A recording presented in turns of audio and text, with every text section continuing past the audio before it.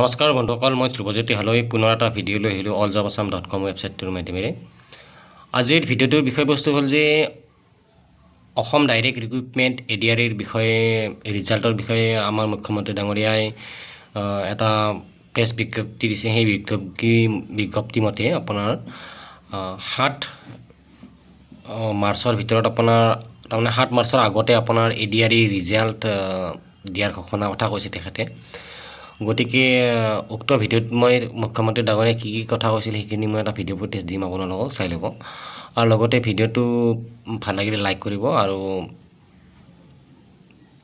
Subscribe কৰিব, এইখিনি ক'লোঁ। এতিয়া মুখ্যমন্ত্ৰী ডাঙৰীয়াই কি কথা কৈছিল ভিডিঅ'টোত চাই লৈ যেন। মনত প্ৰশ্ন, ADRE ৰিজাল্ট কেতিয়া দিব?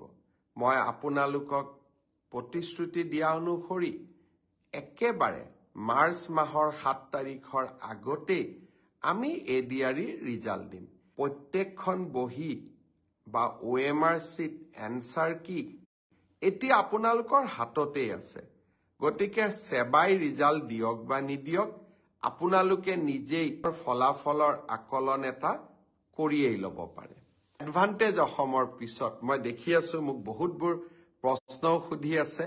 কিছুমান প্ৰশ্ন মই চাই ল'ম আৰু গোটেইকেইটা প্ৰশ্নৰ উত্তৰ মই এডভান্টেজ অসমৰ পিছত আপোনালোকক দিম। বিশেষকৈ ADRE ৰিজাল্ট কোন তাৰিখে দিব, অসম পুলিচৰ ৰিজাল্ট কোন তাৰিখে দিব, প্ৰাদেশিকৰণৰ কাম কোন তাৰিখে আৰম্ভ হ'ব, এই গোটেইবোৰ ৰিজাল্ট এই গোটেইবোৰ খবৰ, গোটেইবোৰ প্ৰশ্নৰ উত্তৰ এডভান্টেজ অসমৰ পিছত দিম।